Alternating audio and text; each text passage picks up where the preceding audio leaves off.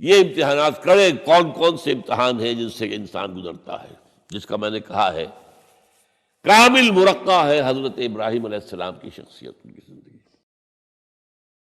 سب سے پہلا انسان کا امتحان جو ہے اس کے عقل کا، شعور کا، اس کے فہم کا، اس کی فطرت کا، اس کی جبلت کا، وہ کیا ہے؟ اس دنیا میں آنکھیں کھولنے کے بعد اللہ تعالیٰ پر ایمان لاتا ہے یا نہیں؟ اللہ کو پہچانتا ہے کہ نہیں؟ میرا خالق کون؟ میرا مالک کون؟ میرا پیدا کرنے والا کون؟ کون میرا محبوب ہے؟ کون میرا مقصود ہے؟ کون میرا مطلوب ہے؟ کون میرا حاکم ہے؟ کون میرا آقا ہے؟ کون ہے قانون دینے والا؟ کون ہے ہدایت دینے والا؟ یہ پہچان لینا عقل و فطرت کا پہلا امتحان ہے جس سے انسان گزرتا ہے۔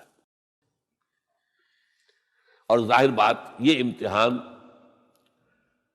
جتنا کسی ماحول میں گمراہی، شرک، کفر کے تہ برتہ اندھیرے ہوں گے اتنا ہی امتحان سخت ہوگا۔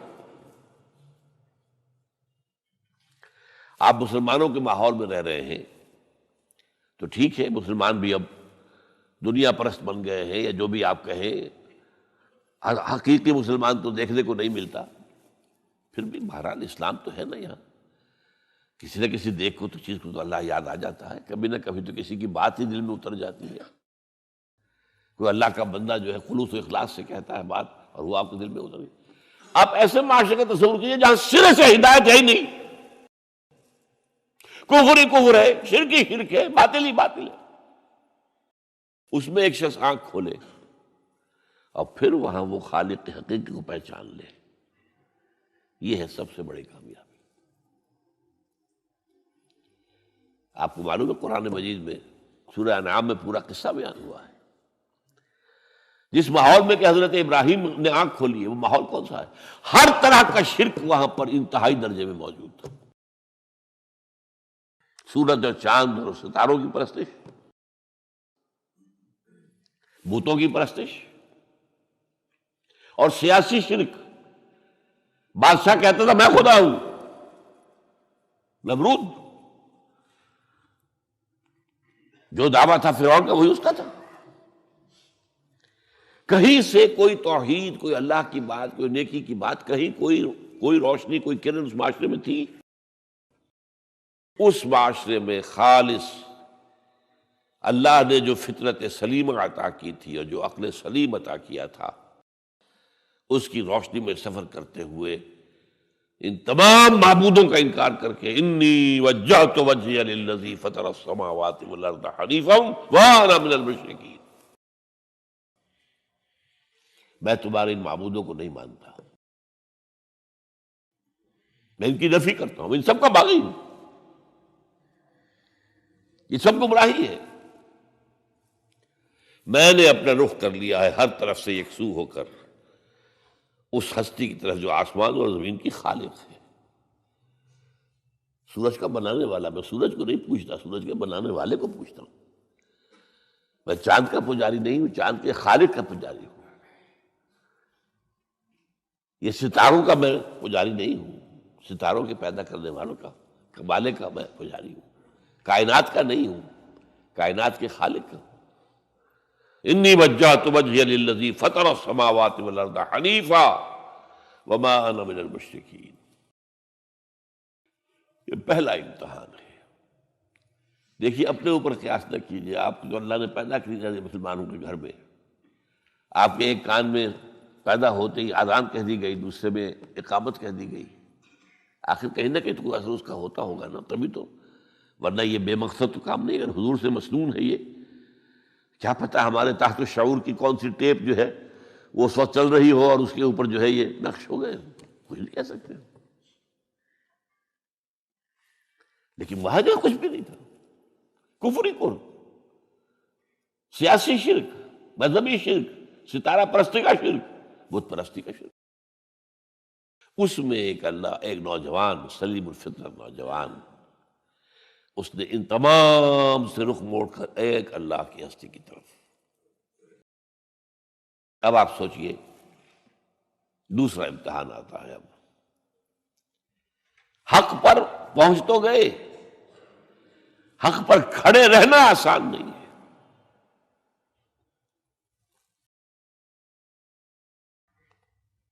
اس کے لیے امتحانات آئیں گے، آزمایا جائے گا۔ الف لام میم احسب الناس ان یترکوا ان یقولوا آمنا وهم لا یفتنون وَلَقَدْ فَتَنَّا الَّذِينَ مِن قَبْلِهِمْ فَلَيَعْلَمَنَّ اللَّهُ الَّذِينَ صَدَقُوا وَلَيَعْلَمَنَّ الْكَاذِبِينَ۔ ہم تو آزماتے ہیں، پھر تم نے کہہ تو دیا ربی اللہ، اچھا آپ دیکھتے ہیں تمہیں جانچیں گے، پرکھیں گے، امتحان دیں گے تمہارا۔ وہ امتحان کیا تھا؟ اسی کو کہا نا سورۃ میں حامیم سجدہ، ان الذین قالوا ربنا اللہ ثم استقاموا، بے شک وہ لوگ جنہوں نے کہا ہمارا رب اللہ ہے اور پھر جم گئے۔ یہ جم جانا جو ہے اس استقامت میں قیامت مضمر ہے۔ سب سے پہلے گھر میں جنگ ہوئی، باپ کہتا ہے ابراہیم کیا اراغب انت عن آلہتی یا ابراہیم، اے ابراہیم یہ کیا تم میرے آلہہ، میرے جو معبود ہیں ان سے تم نے روگردانی کر دی ہے۔ اور ابراہیم سمجھا رہے ہیں یا ابت، ابا جان، انی قد جانی من العلم ما لم یاتک فاتبعنی اہدک صراطا سویا۔ ابا جان میرے پاس وہ علم آیا ہے جو آپ کے پاس نہیں آیا، مجھے اللہ نے وحی کے ذریعے سے ہدایت کاملہ عطا کر دی ہے، تو آپ کو میری پیروی کرنی پڑے گی۔ دیکھیے بات الٹی ہو رہی ہے، وہ باپ ہے تم بیٹے ہو، وہ کہہ سکتا ہے میں نے اپنے یہ بال دھوپ میں سفید کیے، تم کل کے بچے، آج تم مجھ سے مانگ رہے ہو، مطالبہ کر رہے ہو۔ دلیل پہلے دے دی ہے، یا ابت انی قد جانی من العلم ما لم یاتک، وہ علم کا وہ شعبہ آپ کے پاس ہے ہی نہیں جو اللہ نے مجھے وحی کے ذریعے سے دے دیا ہے، لہٰذا آپ کو میری پیروی کرنی ہوگی۔ یا ابت لا تعبد الشیطان، ابا جان دیکھیں شیطان کی پیروی نہ کیجیے، انہ کان للرحمن عصیا، وہ تو رحمان کا بڑا گنہگار تھا، سرکش تھا، باغی تھا۔ یا ابت انی اخاف ان یمسک عذاب من الرحمن فتکون للشیطان ولیا، ابا جان مجھے بڑا اندیشہ ہے کہ آپ کہیں اللہ کی نگاہ میں شیطان کے ساتھیوں میں شمار نہ ہو جائیں اور پھر آپ پر اللہ کا عذاب نہ آ جائے۔ لیکن جواب کیا دیا باپ نے؟ اراغب انت عن آلہتی یا ابراہیم لئن لم تنتہ لارجمنک واہجرنی ملیا، اے ابراہیم میرے آلہہ، میرے معبودوں سے روگردانی کر رہا ہے، باز نہیں آؤ گے سنسار کر دوں گا، پتھر مار مار کے ہلاک کر دوں گا، اور نکل جاؤ، دفع ہو جاؤ میری نگاہوں کے سامنے سے۔ وہ فطرت سلیمہ کا حامل نوجوان کیا کہتا ہے؟ قال سلام علیک، اچھا ابا جان آپ پر سلامتی ہو، میں قال سلام علیک، میں جاتا ہوں، گھر چھوڑ کے جا رہا ہوں، لیکن میں اپنے رب سے آپ کے لیے دعا کروں گا کہ وہ آپ کو ہدایت دے، وہ مجھ پر بڑا مہربان ہے، مجھے امید ہے کہ وہ میری اس دعا کو رد نہیں کرے۔ اب اس سے آگے بات بڑھی، ابراہیم سوچتے ہیں کہ ان لوگوں کے اوپر کوئی تیشہ زوردار مارنا ہوگا، یہ جاگنے کو تیار نہیں ہے۔ میں ان سے کہتا ہوں تو ہاں کہتے ہیں، ہاں ٹھیک تو کہہ رہے ہو تم، لیکن نہیں بھائی یہ ہمارے آباء و اجداد کا دین ہے، اس پہ چلے آ رہے ہیں، کیسے چھوڑ دیں ہم؟ بات تو تمہاری ٹھیک لگتی ہے ابراہیم، تم بات تو صحیح کر رہے ہو، لیکن سورہ عنکبوت میں فرمایا مودۃ بینکم فی الحیات الدنیا، حضرت ابراہیم نے کہا تم اپنے دنیا کی زندگی کی محبتوں کی وجہ سے جکڑے ہوئے ہو، ورنہ تمہیں معلوم ہے میں نے کھول دیا تم پر کہ یہ سب بکواس ہے، یہ تمہارے عقائد جو ہیں بے بنیاد ہیں، لیکن دنیاوی محبتیں یہ تعلق جو ہے تمہیں کھڑا کیے ہوئے ہے۔ جب انہوں نے دیکھا کہ ان پر وہ اقبال کا شعر ہے کہ پھول کی پتی سے کٹ سکتا ہے ہیرے کا جگر، مرد ناداں پر کلام نرم و نازک بے اثر۔ مرد ناداں پر کلام نرم و نازک، اس کے اوپر تو وہ ہتھوڑا چلانا پڑتا ہے، وہ ہتھوڑا چلانے کی سوچی۔ ان کا کوئی تہوار آ رہا تھا جس میں جا کے باہر میدان میں جا کے کوئی پوجا کرنی تھی کسی خاص ستارے کی، اور پورا شہر خالی ہو جانا تھا۔ حضرت ابراہیم نے کہا میری طبیعت تو ٹھیک نہیں، میں تو آپ لوگوں کے ساتھ نہیں جاؤں گا، آپ جائیے۔ سب چلے گئے، پورا شہر خالی ہو گیا۔ اب انہوں نے ہاتھ میں ہتھوڑا لیا، وہ بت خانے میں گھس گئے اور سب بتوں کو توڑ کے چورا چورا کر دیا۔ لیکن طبیعت میں ایک عجیب قسم کا ایک مٹھاس والا مزاح تھا، تو اس ایک سب سے بڑے بت کو چھوڑ دیا اور اس کے کندھے پر وہ تیشہ رکھ دیا۔ اب جو وہ رات کو واپس آئے ہوں گے، آپ سوچئے ذرا، آج بھی ہندوستان کے شہر متھرا میں یا بنارس میں کہیں بتوں کے ساتھ کے کوئی حشر کر دے تو کیا قیامت آئے گی۔ کیا کیا؟ من فعل ھذا بآلہتنا، کون ہے وہ جس نے ہمارے معبودوں کا یہ حشر کیا ہے؟ بہت کچھ کر کے کچھ لوگ ہاں ہم سنتے تھے، ایک نوجوان جو ہے وہ کچھ ان کا ذکر کیا کرتا تھا ان بتوں کا کہ ان میں کچھ نہیں ہے، کچھ نہیں ہے، کچھ باغیانہ خیالات کا اظہار کیا کرتا تھا وہ ابراہیم۔ بلاؤ، حاضر کیا گیا۔ یا ابراہیم انت فعلت ھذا، کیا اب تم نے یہ؟ مجھ سے کیا پوچھتے، اس بڑے بت سے پوچھو، اس سے پوچھو، بھائی سارے ٹوٹے ہوئے، یہ سالم کھڑا ہے۔ اور نمبر دو، جسے کہتے ہیں پولیس کی اصطلاح میں آلہ واردات، قتل کیا تھا تو کس چیز سے کیا تھا وہ بھی برآمد ہو گیا، وہ چھری بھی مل گئی ہے، اس پر خون کے دھبے بھی ہیں، اور آج تو آپ کو معلوم ہے کہ خون کے قطرے سے بھی پتہ چل جاتا ہے کہ کس کا خون تھا، جینیٹکس کے ذریعے سے۔ تو اس نے کیا ہوگا کہ ابراہیم وقل کے ناخن لو، ان سے پوچھے یہ بات کرتے کوئی؟ اف لکم، تف ہے تم پر، تم پوچھتے ہو ان کو جو بات تک نہیں کر سکتے، جو اپنا دفاع نہیں کر سکتے، جو اپنے آپ کو بچا نہیں سکتے۔ ایک عام انسان بھی دفاع کرتا ہے اپنا۔ فرجعوا الی انفسہم، اب انہوں نے اپنے اندر دلوں کی طرف دھیان کر کے سوچا کہ واقعی ابراہیم صحیح کہتا ہے، لیکن پھر لوٹے، پھر وہ عصبیت، پھر وہ آباء و اجداد کے ساتھ تعلق، پھر وہ معاشرتی نظام۔ انہوں نے کہا بس اس کو قتل کرو، اب اس کو ختم کر دو۔ یہ اس کو فیس کرنا، آپ سوچ لیجیے یہ کتنے بڑے امتحان کی بات تھی، کتنے بڑے جگر کی بات تھی۔ اچھا چونکہ وہاں نظام بھی تھا، بادشاہ کے دربار میں حاضری ہو گئی۔ ابراہیم ہم نے سنا تم ہمارے سوا کسی کو خدا مانتے ہو؟ جی ہاں، کون ہے وہ خدا؟ فرمایا میرا رب وہ ہے جو زندہ رکھتا ہے اور مارتا ہے، ربی الذی یحیی و یمیت، قال انا احیی و امیت، میں بھی زندہ رکھتا ہوں اور مارتا ہوں۔ فوراً جو ہے حکم دیا، جیل خانے سے 2 قیدیوں کو بلایا، ایک کی گردن اسی وقت مار دی، دیکھو میں نے مروا دیا کہ نہیں، ہے نہیں میرے پاس اختیار، اور ایک کا جاؤ اسے چھوڑ دی، تو میں خدا ہوا کہ نہیں؟ حضرت ابراہیم نے سمجھ لیا کہ اب یہ جس قسم کی کج بحثی میں آگے آئے، یہاں بھی کوئی ہتھوڑا چلانا پڑے گا۔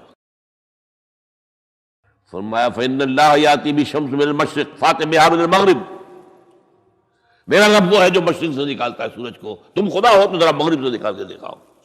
فبہت الذی کفر، تو وہ جو کافر تھا مبہوت ہو کر اب کیا کہ آئیں بائیں شائیں، فبہت الذی کفر۔ لیکن میں یہاں پہ جو زور دے رہا ہوں، آپ اس ہمت، اس قوت ارادی کا اندازہ کیجئے کہ جو ایک بڑے زبردست بادشاہ کے میں سامنے کھڑے ہو کر یہ بات کر رہا ہے، اور ڈٹ کر رہا ہے، آنکھوں میں آنکھیں ڈال کر رہا ہے۔ ان الذین قالوا ربنا اللہ ثم استقاموا، تتنزل علیہم الملائکۃ الا تخافوا ولا تحزنوا وابشروا بالجنۃ التی کنتم توعدون. یہ کیفیت. تو پہلا امتحان تو ہے ان مادی غلافوں میں لپٹے ہوئے ہونے کے باوجود حق کو پہچان لینا. اس مادی کائنات میں گم نہ ہو جانا، اس سے ماورا، اس سے بلند تر ہو کر اس ہستی کو پہچاننا جس نے اس کو پیدا کیا. انی وجہت وجہی للذی فطر السماوات والارض حنیفا وما انا من المشرکین. پھر اس پر قائم رہنا اور بڑے سے بڑا رزق لینا. آپ نے گھر سے نکال دیا، ٹھیک ہے چل جا رہا ہوں. قال السلام علیک ساستغفر لک ربی انہ کان بی حفیہ. موت کو فیس کیا ہے تو اس طرح کیا ہے. اور کیسا جواب دیا ہو، کیسا. میں نے کہا ایک مذاق کا انداز تھا ان کے عمل میں کہ اس سے پوچھو ایک صحیح سالم کھڑا باقی ٹوٹے ہوئے تو کرنے والا یہ سرکمسٹانشل ایویڈنس کیا ہوتا ہو. آج بھی آپ کے ہاں مقدمات کے اندر ایک سرکمسٹانشل ایویڈنس بھی تو ہوتا ہے نا، حالات، قرائن کی کیا گواہی ہے. تو وہ سالم میں باقی سب ٹوٹے ہوئے. دوسرے یہ کہ آلہ جو ہے اس کے پاس سے برآمد ہو رہا ہے، اس کے کندھے پر رکھا ہوا. اور پھر یہ کہ بادشاہ کے دربار میں جا کر جس طرح اس کو انکار کیا ہے اس کی خدائی کا. ان کا ٹھیک ہے، اس کو تو اب زندہ آگ میں ڈالو اور یہ گر جائے، ختم کر دو، اس کو بسم کر دو. اچھا، اس کے لیے تیاریاں کی گئی ہیں. سورہ صافات میں اس کا ذکر موجود ہے. تو اب حضرت ابراہیم دیکھ رہے ہیں کہ میرے لیے آگ کا الاؤ تیار ہو رہا ہے بہت بڑا. ایک اوپر مچان بنائی گئی ہے جہاں سے کہ ان کو پھینکنا ہے آگ میں. سب ہو رہا ہے. وہ سب یہ کس لیے کر رہے تھے؟ یہ نوجوان پہ ہوش ٹھکانے آ جائیں گے جب آگ دیکھے گا سامنے. ابھی تو کوئی آیا نہیں نا امتحان اس پر. اسی لیے قرآن میں آیا ہے کہ ہم نے ان کو ناکام کر دیا جنہوں نے کہ یہ آزمائش ڈالی تھی. حضرت ابراہیم کود گئے. اقبال کہتا ہے بے خطر کود پڑا آتش نمرود میں عشق، عقل ہے محو تماشائے لبے بام ابھی. دیکھیے یہ دو عقلیں ہیں، یہ سمجھ لیجیے. ایک عقل وہ ہے جو پہچان لے، ایک عقل وہ ہے جو آگے چلنے سے روکے. دیکھو دماغ ٹھیک نہیں تمہارا، کیا کر رہے ہو؟ اپنی جان سے کھیل رہے ہو، جان سے چلے جاؤ گے. تو عقل جو ہے ایک معنی میں وہ حقیقت کو پہچاننے میں مددگار ہے، اگرچہ منزل تک نہیں پہنچا سکتی. گزر جا عقل سے آگے کہ یہ نور چراغ راہ ہے، منزل نہیں ہے. پاس چراغ رکھا ہے تو روشنی تو ہو جائے گی نا، کچھ نہ کچھ دکھا دے گی. بس یہ چراغ راہ ہے، یہ آخری منزل تک عقل نہیں پہچان سکتی. یہ تو فطرت انسانی ہے، قلب ہے، روح انسانی ہے، وہ پہچانتی ہے. اور عقل گو آستان سے دور نہیں، اس کی قسمت میں پر حضور نہیں، حاضری نہیں ہوتی وہاں. اللہ تک پہنچانے والی شے عشق ہے، اللہ کی محبت ہے. آگے چلنے سے تو عقل روکتی. عقل کا لفظ جو ہے وہ اس سے پہلے یقیناً کئی مرتبہ میں نے یہاں پہ بیان کیا ہوگا. عقل کے معنی ہے روکنے والی. یہ جو سعودیز جو ہے وہ اپنے سروں کے اوپر ایک باندھتے ہیں، کوئی سنہری رنگ کا ہوتا ہے، کچھ ہوتا ہے اس اپنے رومال کے اوپر. اس کو اقال کہتے ہیں، اقال. یہ ان کی پرانی بدویانہ، جب ان کو کھانے پینے کو بھی نہیں ملتا تھا، بھوکے پیاسے ننگے پاؤں ننگے بدن رہتے تھے، اس وقت سے ایک رواج ہے. ان کی ساری زندگی جو ہے گھومتی تھی اونٹ کے گرد. اونٹی کا گوشت کھا لینا ہے، اونٹی کا دودھ پی لینا ہے، اونٹ کے اوپر سواری کر لینی ہے، اونٹ کی کھال سے جو ہے وہ خیمے بنا لینے ہیں، اونٹ کے بالوں سے اپنے لیے کوئی کمبل بنا. اونٹ ہی اونٹ تھا. جیسے ہمارے یہاں پنجاب میں جس علاقوں کو کہا جاتا ہے جو جانگلی علاقہ، وہ بھینس ہی بھینس تھی، بھینس کا کلچر تھا وہاں. بھینس کا دودھ پی لیا، بھینس کے مکھن سے کھا لیا، لسی سے نہا لیے، اور یہ ساری چیزیں جو ہے بھینس کا گوشت کھا لیا. بھینس ہی بھینس تھی. اور کیا تھا؟ یہ مج کلچر تھا یہاں کا سارا، یہ جو آپ کے ہاں جانگلی کہلاتے ہیں، یہ تو آباد کار آئے ہیں جلندھر سے، ہوشیارپور سے، گرداسپور سے، وہ آباد کاروں نے آ کے پھر یہاں پر جو ہے وہ ساری چیزیں بتائی ہیں، ورنہ یار کس کو جانتے، گڑ کی نہیں جانتے، گڑ کس بلا کا نام نہیں جانتے، چینی تو بہت دور کی بات ہے، گڑ نہیں جانتے۔ تو ان کا کیا معاملہ تھا؟ اونٹ ہے، اب اونٹ کا یہ ہے کہ جب بدو سواری کر کے جا رہا ہے، ایک جگہ پر اترا ہے، کچھ اسے پیشاب کرنا ہے، کچھ اور کرنا ہے، اب اس خطرے سے کہ کہیں اونٹ بھاگ نہ جائے، اس کے ایک گھٹنے کو ایک رسی سے باندھ دیتا تھا۔ اب 3 پاؤں رہ گئے، 3 پاؤں سے اچک تو سکتا ہے، وہ بھاگ تو نہیں سکتا، تو اچک کر وہ اگر کہیں آس پاس درخت ہے، کیکر کا درخت ہے، تو وہ ناشتہ کچھ کر لے، کھا لے، کوئی حرج نہیں ہے، ایک بھاگے نا۔ تو وہ جو رسی جس سے اونٹ باندھتے تھے، اس کا گھٹنا، وہ اب کیا ہوا، اسے جانا ہے سفر پر دوبارہ، وہ جائے گا، وہ رسی وہاں سے کھول کے سر پہ باندھ لے گا، کاٹ کے رسی کو۔ یہ اقال، اب وہ سنہری بھی ہوتے ہیں، کیا کیا خوبصورت ہوتے ہیں، لاکھوں روپے کا ہوتا ہے، لیکن تہذیبی پس منظر اس کا یہ ہے۔ اب ظاہر بات ہے کہ وہ تو لوگ، اس لیے حدیث میں یہ لفظ آیا ہے۔ ایک مرتبہ حضور مسجد نبی میں تشریف فرما تھے، باہر کوئی بدو آئے صحابی باہر سے، اور انہوں نے اپنے اونٹ کا یا اونٹنی کا گھٹنا نہیں باندھا، اسے ویسے ہی چھوڑ کے اندر آ گئے۔ حضور نے فرمایا تم نے اس کا گھٹنا کیوں نہیں باندھا؟ جواب دیا میں نے اللہ پر توکل کیا۔ فرمایا غلط، اعقلھا ثم توکل، پہلے اس کا گھٹنا باندھو پھر توکل کرو۔ وسائل کا استعمال ترک کر دینا توکل نہیں ہے۔ ہاں یہ سمجھو کہ وسائل کے ذریعے سے نہیں ہوگا، جو بھی کچھ ہوگا اللہ کے کیے سے ہوگا، لیکن وسائل کا استعمال تو کرنا ہے، وہ توکل اسلام میں نہیں ہے جو رہبانیت کا توکل ہے۔ بہرحال تو یہ اب جو ہے عقل جو ہے، اب اس وقت جو کہ بے خطر کود پڑا آتش نمرود میں عشق، عقل ہے محو تماشائے لبے بام، ابھی عقل تو وہیں پر کھڑی ہوئی سوچ رہی ہے کودنا چاہیے کہ نہیں کودنا چاہیے، اور ابراہیم کود بھی چکا۔ لوگ حیران رہ گئے، لیکن اللہ نے اس آگ کو گل و گلزار بنا دیا۔ قلنا یا نار کونی بردن وسلام علی ابراہیم۔ اب آیا چوتھا امتحان کہہ لیجیے اس کو، یہ رسولوں کے باب میں اللہ کا قاعدہ ہے، اس قوم کی طرف کسی رسول کو بھیجیں، اگر وہ قتل کرنے پر آمادہ ہو جائے رسول کو، تو پھر وہاں سے ہجرت کی اجازت ہوتی ہے۔ جیسے حضور جب دارالندوہ میں فیصلہ ہو گیا کہ اب قتل کر دو محمد کو صلی اللہ علیہ وسلم، اس سے پہلے یہ اندیشہ تھا جب تک کہ ابو طالب زندہ تھے کہ چچا سپورٹ پر ہے ابو طالب، اب بنو ہاشم کا وہ سردار ہے، تو یہ ہماری جو ہے ان فائٹنگ ہو جائے گی، ٹرائبل، انٹر ٹرائبل یا انٹرا ٹرائبل کہنا چاہیے، کہ قریش کے اندر ہی آپس میں جب ہم لڑ پڑیں گے تو ہماری جو دھاک بیٹھی ہوئی ہے پورے عرب میں وہ تو ختم ہو جائے گی۔ A house divided amongst itself can not stand, یہ وہ چیز تھی جو ابھی تک ان کے ہاتھ روکے ہوئے تھی۔ اب ابو طالب مر گئے، اب جو سردار ہے بنو ہاشم کا وہ ابو لہب ہے، وہ حضور کا وزیر سب سے بڑا دشمن ہے، لہذا فیصلہ ہو گیا۔ تب آپ گئے ہیں طائف، اور وہاں سے بھی ناکام آئے ہیں۔ اس کے بعد یہ ہے کہ باقی سب صحابہ کو آپ نے اجازت دے دی چلے جاؤ مدینے، لیکن ابھی آپ منتظر رہے جب تک کہ ایکسپریس پرمیشن نہ آئے، رسول اپنی جگہ چھوڑ نہیں سکتا۔ بہرحال یہ ایک علیحدہ معاملہ ہے کہ اس میں تھوڑی سی خطا ہو گئی تھی حضرت یونس علیہ السلام کے ساتھ، کہ وہ اپنی قوم کے اس رویے سے دل برداشتہ ہو کر غصے کے اندر بھرے ہوئے، یہ ماننے والے نہیں، ناہنجار لوگ چھوڑ کر چلے گئے، اگرچہ اللہ کی اجازت ابھی نہیں آئی تھی۔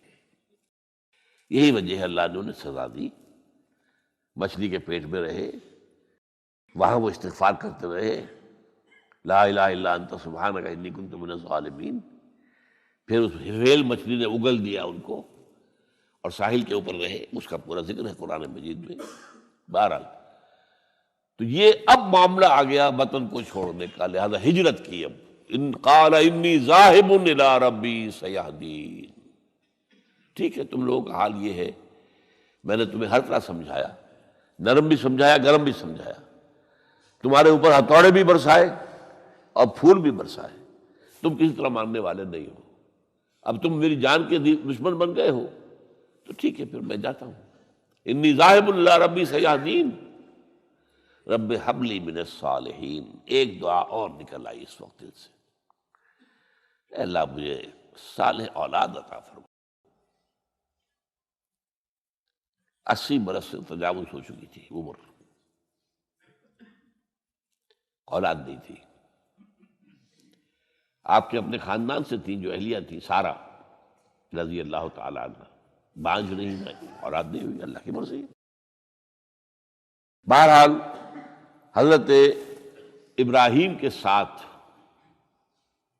ہجرت کرنے والوں میں حضرت سارہ بھی تھی آپ کی اہلیہ، حضرت لوط بھی تھے آپ کے بھتیجے، اور حضرت لوط کی اہلیہ بھی تھی۔ یہ اہلیہ جو ہے لوط کی، یہ مومنہ تھی، یہ ساتھ انہوں نے ہجرت کی ہے۔ بعد میں جب انہیں اللہ تعالیٰ کے حکم سے حضرت ابراہیم نے بھیج دیا سدوم اور عامورہ کی بستیوں کی طرف، تو وہاں شاید معلوم ہوتا کوئی اور شادی کی ہے، وہ کافرہ رہی، اور اس نے جو ہے حضرت لوط کے ساتھ جو ہے خیانت کا معاملہ کیا، وہ ایک علیحدہ معاملہ ہے۔ بہرحال اس وقت جو دعا کی رب ہب لی من الصالحین، اس کے جواب میں اللہ نے فوراً ہم نے اسے ایک غلامن فبشرناہ بغلام حلیم، ہم نے انہیں بشارت دے دی ایک بہت ہی بردبار، حلیم الطبع، متحمل مزاج بیٹے کی۔ یہ اسماعیل کی تعریف ہے، نوٹ کر لیجیے گا۔ دوسرے بیٹے ہوئے حضرت سارہ کے بعد میں، ان کو کہا گیا ہے غلام علیم عالم۔ حضرت اسماعیل کے لیے کہا گیا ہے غلام حلیم، بہت بڑے حلیم، متحمل مزاج، بہت بادشاہ۔ اس کا بھی تھوڑی سی داستان بیان کر دوں۔ حضرت سارہ کہاں کہ یہاں اولاد نہیں تھی، حضرت ابراہیم ہجرت کر کے آئے تھے، کہاں سے پیدا کہاں ہوئے تھے؟ شہر یہ جو عراق کا اس وقت کا سب سے بڑا شہر تھا، صدر مقام تھا، وہاں پیدا ہوئے تھے۔ وہاں سے ہجرت کر کے کہاں آئے؟ شام میں علاقہ، خاص طور پر فلسطین کا جو ہے کنعان، یہاں آ کر آپ نے ڈیرا اپنا جما لیا۔ اور اس کے قریب میں ہی 2 بستیاں تھیں جہاں پر کہ وہ سوڈومی والا معاملہ جو ہے آپ کو معلوم ہے، بدترین جو ہے گندگی تھی ان کے اندر، جہاں حضرت لوط علیہ السلام کو بھیجا۔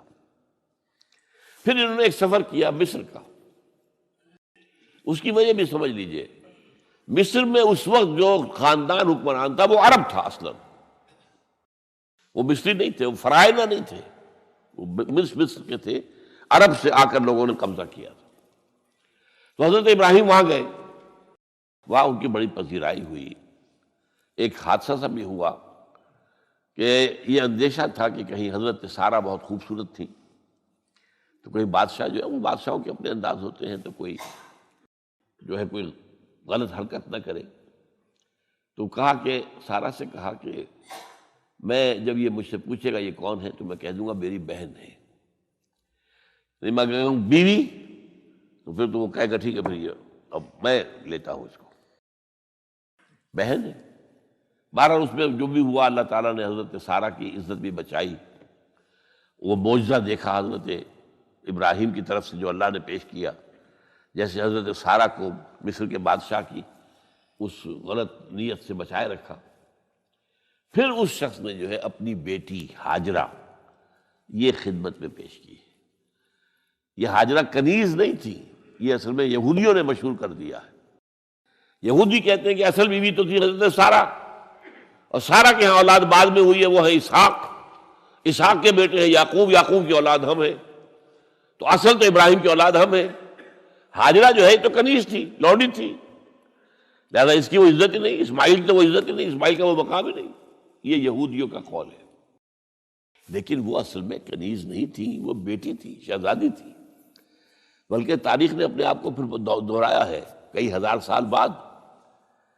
حضور نے صلح حدیبیہ کے بعد جب خطوط لکھے ہیں دعوتی بادشاہوں کے نام، شہنشاہ ایران، شہنشاہ روم، مقوقس مصر، نجاشی حبشہ، خطوط لکھے، تو مقوقس جو ایک طرح کا بادشاہ تھا، پیٹریارک تھا، جو الیگزینڈریا کا، اس نے اکرام کیا حضور کے جو سفیر تھا، ان کا بڑی عزت کی، احترام کیا، اور پھر حضور کی خدمت میں 2 جو ہے خواتین کو بھی بھیجا، اب اس زمانے میں یہی رواج دنیا کے اندر چلتے تھے.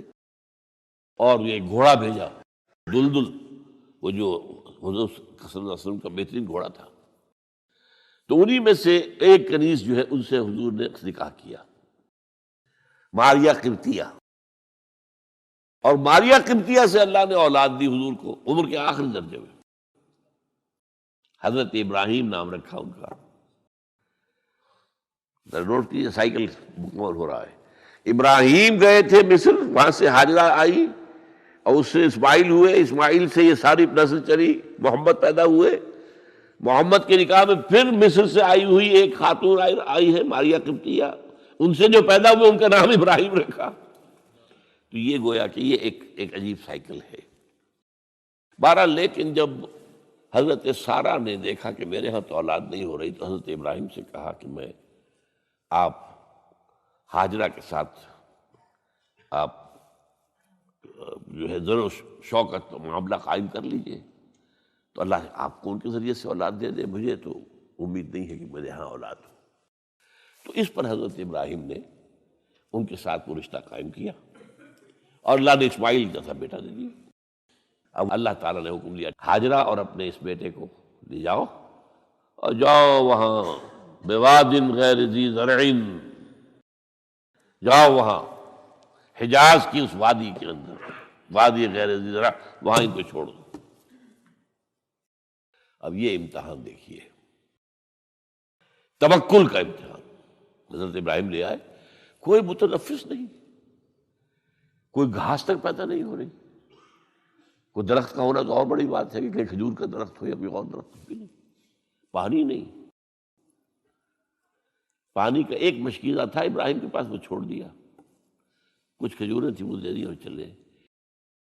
حاجرہ پوچھتی ہمیں کس کے بعد سارے چھوڑ کے جا رہے ہیں؟ کہنے لگے اللہ کے. یہ ہے توکل، اللہ کا حکم ہے. دعائیں مانگ مانگ کر رب ہب لی من الصالحین فبشرناہ بغلام حلیم.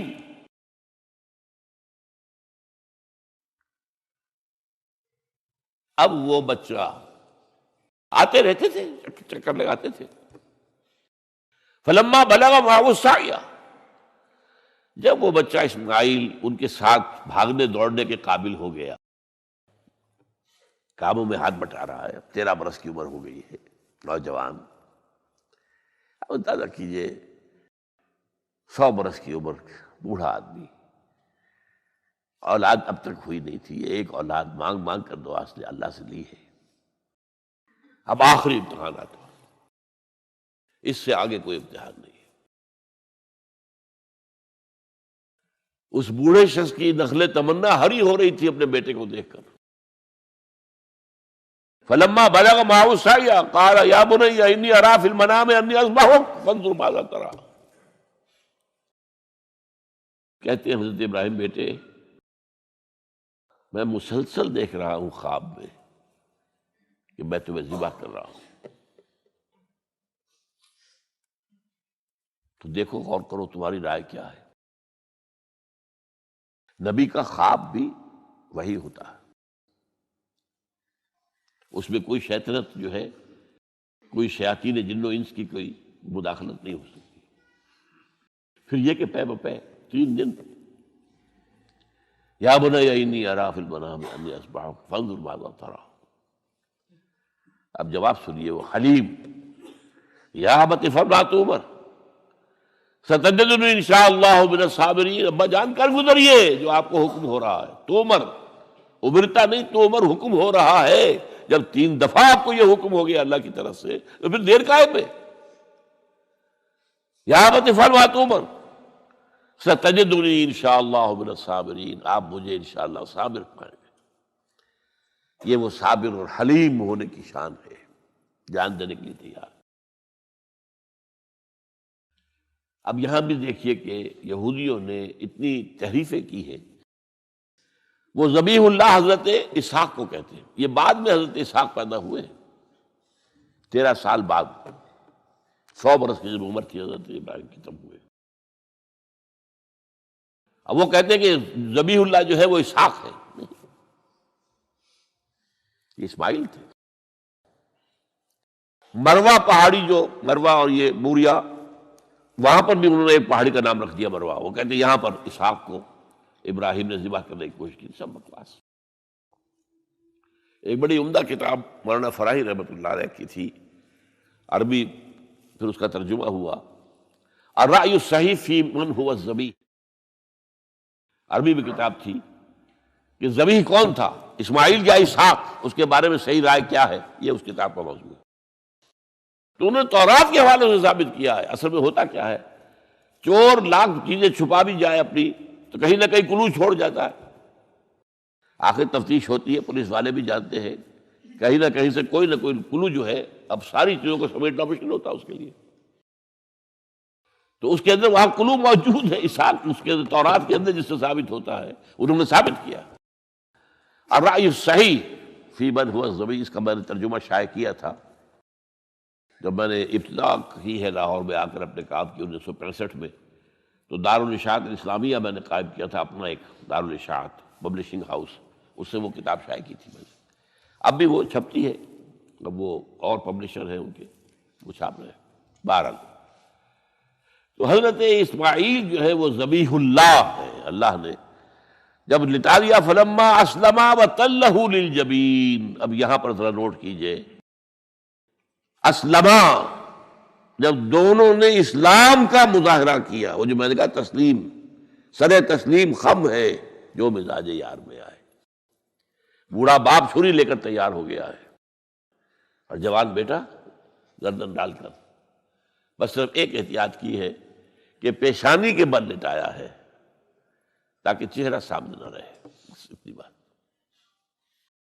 چھری چلاتے ہوئے چہرہ اوندا بولتا اللہ للجبین، پیشانی کے بل انہوں نے لٹا دیا اور پھر چھری چلائی۔ لیکن اللہ نے پکار کر کہا، یا ابراہیم قد صدقت الرؤیا انا کذالک نجزی المحسنین۔ اے ابراہیم بس تم نے اپنا خواب پورا کر دیا۔ میں نے آج سے بہت پہلے مضمون لکھا تھا اس پر، تو میں نے کہا تھا جس کا امتحان لیا جا رہا تھا وہ فیل نہیں ہوا، ممتحن کو بس کرنی پڑی ہے، اللہ کو بس بس بس۔ ان ھذا لھو البلاء المبین۔ اے ابراہیم واقعتاً یہ بہت بڑی آزمائش تھی، اس میں تم پورے اتر گئے ہو۔ یہ میں نے آپ کے سامنے زندگی کا جو پورا ایک نقشہ ہے ابراہیم کا، ہر قدم پر امتحان، ہر قدم پر امتحان، ایک سے ایک کڑا امتحان، ایک سے ایک بڑا امتحان، اور آخری امتحان یہ تھا، ان ھذا لھو البلاء المبین۔ جب ممتحن یہ کہتے بھائی بات تم بہت مشکل، پرچہ واقعی میں نے بہت مشکل سیٹ کیا تھا، کمال ہے تم نے بہت عمدہ حل کیا، تو اس سے بڑی شاباش کیا ہوگی۔ لیکن اس کے ساتھ یہ ہے کہ اب اگلا موضوع آ رہا ہے میرا، جہاں تک تو معاملہ آ گیا، یہ قربانی جو ہے اس کو پھر ہمیشہ کے لیے اب سنت ابراہیم کے طور پر جا باقی رکھا گیا۔ عین اس وقت جنت سے ایک میڈا ان کی جگہ آ گیا۔ حضرت اسماعیل کو کوئی قدر نہیں پہنچی، کچھ بھی نہیں، میڈا ذبح ہو گیا۔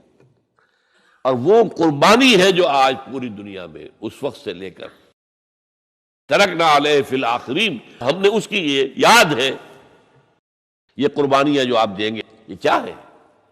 حضور سے پوچھا گیا ما ھذی الاضاحی یا رسول اللہ، اے اللہ کے رسول یہ اضاحی کیا ہے، یہ کیا ہے، یہ جو ہم قربانیاں دیتے ہیں کیا ہے؟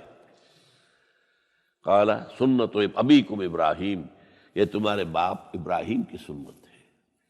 اس کو زندہ رکھا ہے اللہ نے، ان کی اس امتحان کی کامیابی کو، اس کا جشن منایا جا رہا ہے ہر سال، لاکھوں کا، کروڑوں جانور جو ہے اللہ کے نام پر ذبح ہو رہے ہیں۔ یہ وہ اسماعیل کی قربانی کا جو ہے یہ جشن ہے جو منایا جا رہا ہے۔ البتہ یہاں میں ایک بات کہہ دوں، علامہ اقبال نے ایک شعر میں شاعرانہ ایک ہوتا نا تصور، ایک اس میں ایک بات کہی ہے جو میرے خیال میں مناسب نہیں ہے۔ شعر تو بہت اچھا ہے، غریب و سادہ و عجیب، غریب و سادہ و رنگی ہے داستان حرم، نہایت اس کی حسین ابتدا ہے اسماعیل۔ یہ بہت سے لوگوں کو بہت شعر پسند آتا ہے، خصوصاً شیعہ بھائیوں کو تو بہت ہی پسند آئے گا، کہ وہ جو قربانی اسماعیل کی ہو رہی تھی اور نہیں ہوئی تھی، وہ قربانی ہے جو حسین کی ہوئی ہے کربلا کے اندر۔ تو غریب و سادہ و رنگی ہے داستان حرم، نہایت اس کی حسین، ابتدا ہے اسماعیل۔ میں کہتا ہوں اس میں تو کوئی چیز جوڑ کھانے والی ہے ہی نہیں۔ اسماعیل کو ذبح کرنے والے کون تھے؟ رسول، امام الناس، خلیل اللہ، ابو الانبیاء، اور حسین کو ذبح کرنے والے کوفی، یزیدی، زیادی۔ نمبر 2، اسماعیل تو ذبح نہیں ہوئے، حسین تو ذبح ہو گئے، کیا مناسبت ہے؟ نمبر 3، حضرت اسماعیل نے تو خود ہی گردن ڈال دی تھی، حضرت حسین تو لڑتے ہوئے ماشاءاللہ بہادری کے ساتھ لڑتے ہوئے جان دیے انہوں نے ایسے تو نہیں گردن ڈال دی تھی۔ تو کوئی مناسبت نہیں ہے، تو کوئی نہ کوئی تو مناسبت ہونی چاہیے نا۔ تو اس کی میں نے ترمیم کی ہے ایک، اور علامہ اقبال سے جب اگر اللہ نے آخرت میں ملاقات کرائی تو بتاؤں گا، وہ بھی شاید مان لیں گے میری بات کو، کہ غریب و سادہ اور رنگی ہے داستان حرم، نہایت اس کی ہے عثمان، ابتدا حابیل۔ یہ حابیل اور قابیل دو بھائیوں کا معاملہ ہوا تھا، دونوں نے قربانی پیش کی، قابیل کی اللہ نے قبول نہیں کی، حابیل کی کر لی۔ غصے میں بھرا ہوا قابیل نے کہا میں تمہیں مار دوں گا، ہلاک کر دوں گا۔ انہوں نے کہا بھائی جان اب یہ تو اللہ کا کام ہے، کس کی قربانی اس نے قبول کی، کس کی نہیں کی۔ اللہ تو قبول کرتا ہے متقیوں سے، باقی اگر آپ اپنا ہاتھ اٹھائیں گے مجھے قتل کرنے کے لیے، میں اپنا ہاتھ نہیں اٹھاؤں گا۔ میں تو یہ چاہوں گا کہ آپ اپنے گناہ کا بوجھ بھی لے جائیں، میرے گناہ کا بوجھ بھی آپ ہی لے جائیں۔ مجھے قتل کریں گے مظلوم حالت میں تو میرے سارے گناہ بھی آپ کے کھاتے میں پڑ جائیں گے، تو میں تو کامیابی اسی کو سمجھتا ہوں۔ یہ تو آدم کے 2 بیٹوں کا معاملہ ہو رہا ہے کہ نہیں، یہی تو معاملہ ہوا حضرت عثمان کے ساتھ۔ لاکھوں مربع میل کی حکومت تھی ان کی، لاکھوں فوجی موجود تھے، یہ جو تھے گنتی کے چند لوگ آ گئے تھے، شریف عبداللہ ابن سبا کے پیروکار، وہ تو اجازت اگر دیتے تھے، شام سے مصر سے فوج تیار کھڑی ہے اور اجازت مانگ رہی ہے کہ آپ اجازت دیجیے ہم آئیں ان کا قلعہ کعبہ، نہیں اجازت نہیں۔ اتنی بڑی بات ہے یہ کہ حضرت عثمان کہتے ہیں کہ میں کسی کلمہ گو کا کے خون سے اپنا ہاتھ رنگنا نہیں چاہتا۔ یہ کچھ بھی ہے، کلمہ گو تو ہے، اپنی جان بچانے کے لیے کلمہ گو کی جان میں لے لوں، جب یہ مجھے مار دیں گے پھر تم ان سے قصاص لینا، یہ پھر تمہارا کام ہوگا، میرا مجھ سے کوئی تعلق نہیں۔ تو وہ ہے کہ جو اصل میں جن کو پھر شہید کیا گیا، اور قابیل نے حابیل کو شہید کیا، تو یہ تو مناسبت ہوئی نا۔ تو جس طریقے سے اس نے کہہ دیا تھا حابیل نے کہ بھائی جان میں تو ہاتھ نہیں اٹھاؤں گا، آپ جو مرضی کیجیے، اسی طرح حضرت عثمان نے کہا میں ہاتھ نہیں اٹھاؤں گا، میں کلمہ گو کا کسی کا خون اپنے گردن پر نہیں لینا چاہتا۔ ہاں یہ جب مجھے قتل کر دیں گے پھر تم قصاص لے لینا، یہ الزام بات ہے۔ تو میں نے اس شعر کو یوں کیا ہے، اب غریب و سادہ و رنگی ہے داستان حرم، پہلا مصرع تو یوں کا تو ہے، نہایت اس کی ہے عثمان، ابتدا حابیل۔ حضرت اسماعیل تو ہوئے ہی نہیں، نہ شہید ہوئے نہ ذبح ہوئے، وہ تو ہوئے ہی نہیں، واقع نہیں، وہ تو ایک امتحان تھا جو اللہ نے لیا اور چھری نے کاٹا ہی نہیں۔